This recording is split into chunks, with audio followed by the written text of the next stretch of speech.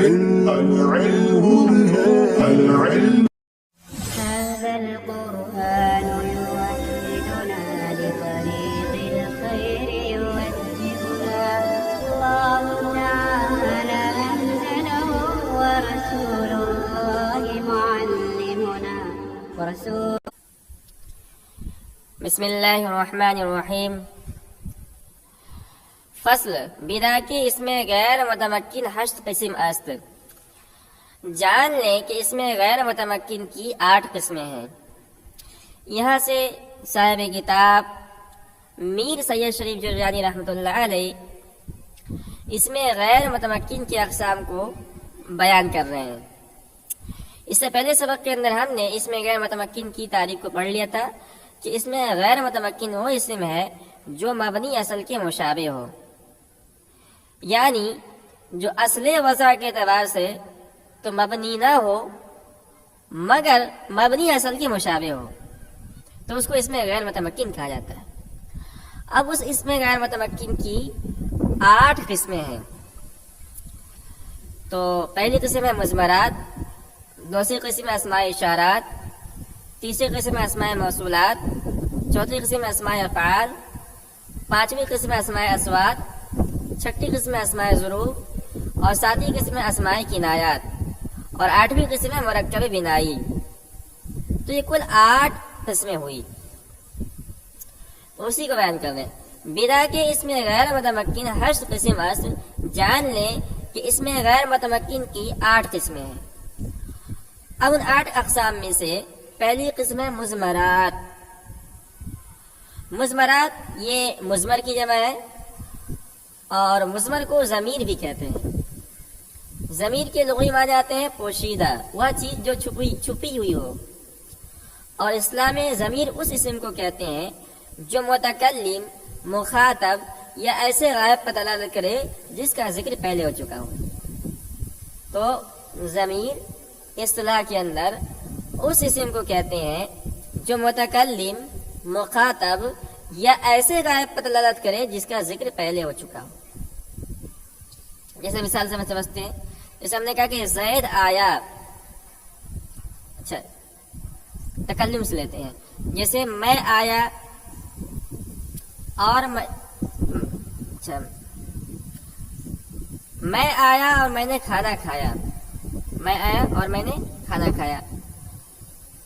تو اس کے اندر جو لفظ میں ہے یہ ہے ضمیر تکلم، یہ ضمیر تکلم ہے۔ تو یہ ضمیر تکلم کیوں ہے؟ اس لیے کہ متکلم پر دلالت کر رہا ہے جس کا ذکر پہلے ہو چکا ہے، میرا ذکر پہلے ہو چکا ہے۔ اور مخاطب کی مثال، جیسے ہمارے سامنے کوئی آیا جس کا نام بکر ہے، ہم نے کہا بکر تم آئے اور تم کھانا کھائے، تو اس کے اندر لفظ انتا جو تو ہے یہ مخاطب، اسے کہتے ہیں مخاطب۔ تو یہ ضمیر کیوں ہے؟ اس لیے کہ یہ ایسے مخاطب پر دلالت کر رہا ہے جس کا ذکر پہلے ہو چکا ہے۔ غائب کی مثال، جیسے ہم نے کہا کہ زید آیا اور اس نے کھانا کھایا اور وہ کھانا کھایا، تو لفظ ہوا اس کے اندر ہوا یہ ہے ضمیر کیوں ہے؟ اس لیے کہ ایک ایسے غائب پر دلالت کر رہا ہے جس کا ذکر پہلے ہو چکا ہے۔ تو اصطلاح میں ضمیر اس اسم کو کہتے ہیں جو متکلم، مخاطب یا ایسے غائب پر دلالت کرے جس کا ذکر پہلے ہو چکا ہو۔ ٹھیک ہے، اب یہاں 2-3 بات آپ دھیان رکھیں۔ پہلی بات یہ ہے کہ جو بات کرنے والا ہوتا ہے نا، جسے میں بات کر رہا ہوں، اس کو متکلم کہا جاتا ہے، اور جس سے بات کی جائے اسے مخاطب کہتے ہیں، اور وہ شخص یا چیز جس کے بابت بات کی جائے اسے غائب کہتے ہیں۔ دوسری بات آپ یہ دھیان رکھیں کہ جس کا ذکر پہلے ہو چکا ہو اسے مرجع کہتے ہیں، اور جو ضمیر اس کی طرف لوٹ رہی ہو اسے راجع کہا جاتا ہے۔ جیسے مثال دیتے ہیں، جیسے زید ضربہ، زید نے مارا، تو زید ضربہ میں زید مرجع ہے، ضربہ ہے فعل، اس کے اندر وہ ضمیر ہے جو زید کی طرف لوٹ رہی ہے، تو زید ضربہ میں زید مرجع ہے، اور ضربہ کے اندر جو وہ ضمیر چھپی ہوئی ہے وہ ہے راجع، وہ راجع ہے. ہم کہیں گے کہ جو ہے ضربہ کے اندر ہوا ضمیر یہ راجع ہے زید کی طرف. ٹھیک ہے. تیسری بات، اسم کی دو قسمیں ہیں، اسم ظاہر اور اسم ضمیر. اسم ظاہر وہ اسم ہے جو ضمیر نہ ہو، اسم ظاہر وہ اسم ہے جو ضمیر نہ ہو، یعنی ضمیر کے علاوہ باقی جتنے اسما ہیں سب کے سب اسم ظاہر ہیں. ٹھیک ہے. اور اسم ضمیر کی تعریف گزر چکی ہے کہ اسم ضمیر اس اسم کو کہتے ہیں جو متکلم، مخاطب یا ایسے غیر پر دلالت کرے جس کا ذکر پہلے ہو چکا ہو. ٹھیک ہے. تو یہ 3 باتیں تھیں، اس کو دھیان رکھیں. اب اس کے بعد ہم نے بتایا نا کہ ضمیر کی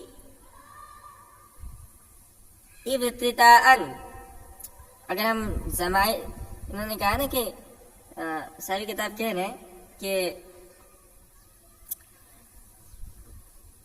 اس میں غیر متمکن کی اقسام میں سے پہلی قسم ہے اول مضمرات، پہلی قسم ہے ضمائر. تو ضمیر کی اولاً 3 قسمیں ہیں. آگے بتائیں گے کہ جتنے بھی ضمائر ہیں وہ کل 70 ہیں. تو اس کا ہم اگر خلاصہ کریں تو یوں کر سکتے ہیں کہ ضمیر کی اولاً 3 قسمیں، ضمیر مرفوع متصل،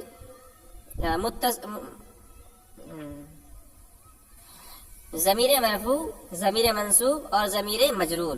اولاً یہ 3 قسمیں ہیں. ٹھیک ہے. اور اس کے بعد پھر مرفوع کی 2 قسمیں ہیں، مرفوع متصل، مرفوع منفصل. منصوب کی 2 قسمیں ہیں، منصوب متصل، منصوب منفصل. اور مجرور کی بھی 2 قسمیں ہیں، مجرور کی ایک ہی قسم ہے، مجرور متصل. ٹھیک ہے.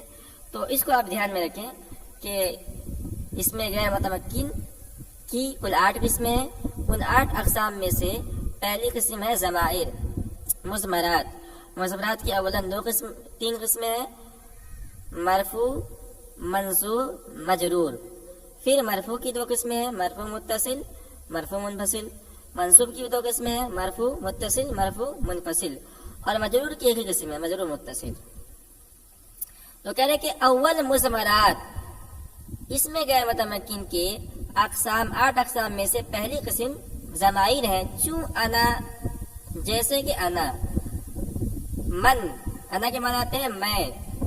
اب لفظ انا یہ ضمیر ہے اور یہ مذکر مؤنث دونوں کے لیے استعمال ہوتا ہے. یہ ضمیر تکلم، مذکر کے لیے بھی استعمال ہوتا ہے، مؤنث کے لیے بھی استعمال ہوتا ہے. من مرد و زن، میں مرد و عورت. وضربت زدم من، اور ضربت کے معنی آتے ہیں میں نے مارا. وإياي خاص مرا، اور ایایا خاص میرے لیے. وضربنی وزن مرا، اور ضربنی مجھ کو مارا. ولی مرا، اور لی کے معنی آتے ہیں میرے لیے.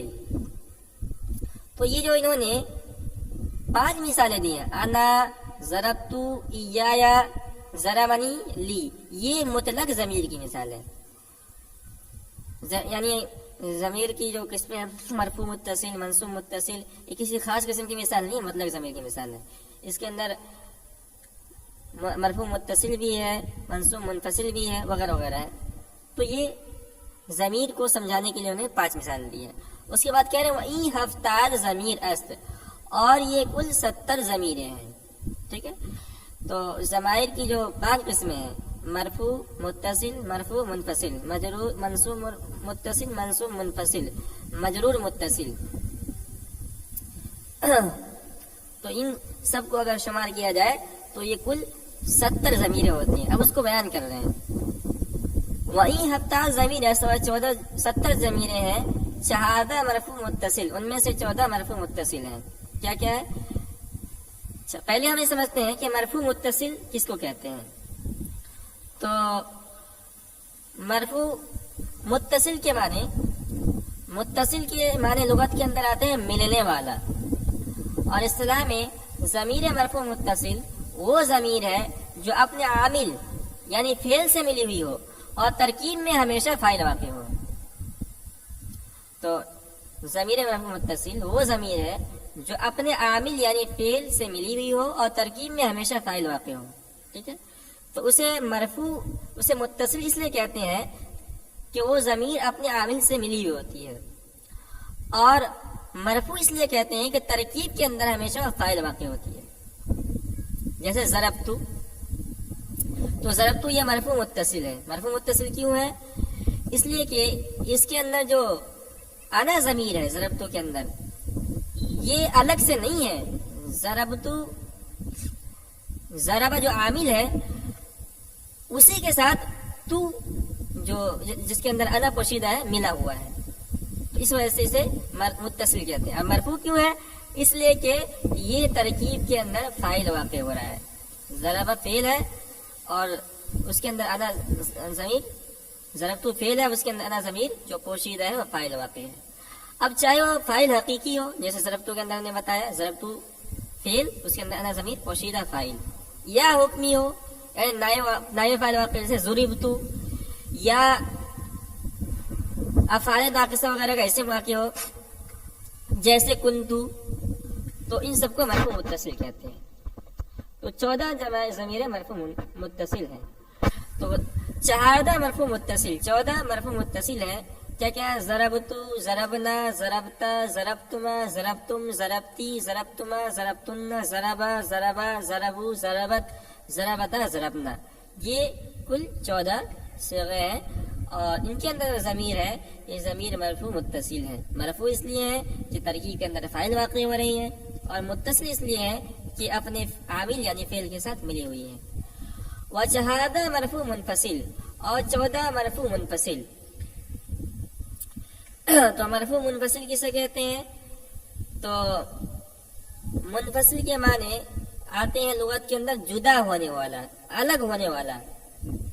اور اصطلاح میں ضمیر مرفوع منفصل وہ ضمیر ہے جو اپنے عامل یعنی فعل سے ملی ہوئی نہ ہو، جو اپنے عامل سے ملی ہوئی نہ ہو، اور ترکیب میں مبتدا، خبر یا فاعل واقع ہو.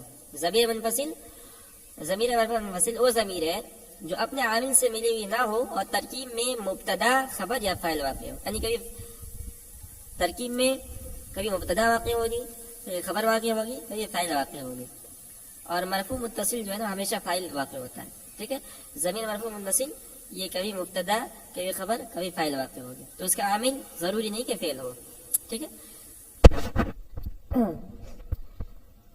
وشہادہ مرفوع منفصل، اور 14 مرفوع منفصل. تو کیا کیا 14 ہے؟ انا ہے، نحنو، انتا، انتما، انتم، انتی، انتما، انتنا، ہوا، ہما، ہم، ہیا، ہما، ہننا. یہ کل 14 ضمائر ہے. ان کو ضمیر مرفوع منفصل کہا جاتا ہے. مرفوع اس لیے کہا جاتا ہے کہ ترکیب کے اندر کبھی فاعل واقع ہوتی ہیں، کبھی مبتدا واقع ہوتی ہیں، کبھی خبر واقع ہوتی ہیں جو مرفوعات میں سے. اور منفصل اس لیے کہا جاتا ہے کہ یہ اپنے عامل سے الگ ہوتی ہے. تو یہ 14 14 28 ہو گئے. وشہادہ منصوب متصل، اور 14 منصوب متصل. منصوب متصل کسے کہتے ہیں؟ تو ضمیر منصوب متصل اس ضمیر کو کہتے ہیں جو اپنے عامل سے ملی ہوئی ہو اور ترکیب میں مفعول بھی یا عامل ناصب کا معمول ہو. ضمیر منصوب متصل اس ضمیر کو کہتے ہیں جو اپنے عامل سے ملی ہوئی ہو اور ترکیب میں مفعول بھی یعنی کبھی مفعول بھی واقع ہوتے ہیں یا عامل ناصب کا معمول ہو. کوئی عامل ہو جس کا کام ہو نصب دینے والا، اس کا معمول یعنی وہ عامل ناصب اس پہ عمل کر رہا ہو، تو اس کو کہتے ہیں منصوب متصل.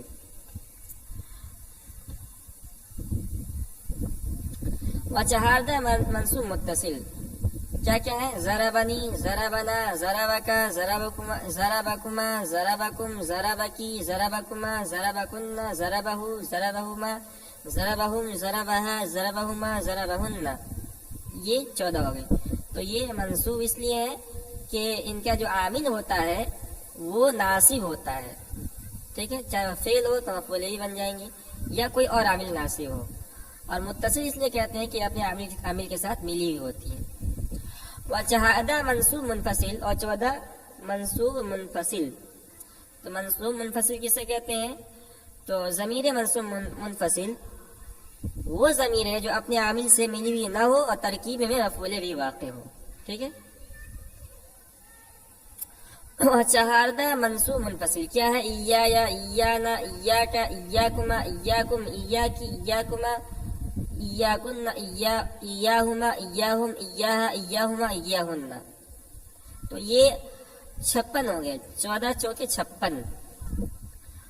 اس کے بعد چہاردہ مجرور متصل اور 14 مجرور متصل. تو 14 ضمیر مجرور متصل ہے. ضمیر مجرور متصل وہ ضمیر ہے جو اپنے عامل سے ملی ہوئی ہو اور ترکیب میں حرف جار کا مجرور یا مضاف کے لیے مضاف الیہ واقع ہو. تو یہ مجرور متصل ترکیب کے اندر کبھی مجرور واقع ہوتی ہے اور کبھی مضاف الیہ واقع ہوتی ہے. تو ان کو مجرور متصل اس لیے کہا جاتا ہے، مجرور اس لیے کہا جاتا ہے کہ یہ ہمیشہ مجرور ہوتی ہے، اور متصل اس لیے کہا جاتا ہے کہ اپنے عامل کے ساتھ یہ ملی ہوئی ہوتی ہے. وشہادہ مجرور متصل اور 14 مجرور متصل ہیں.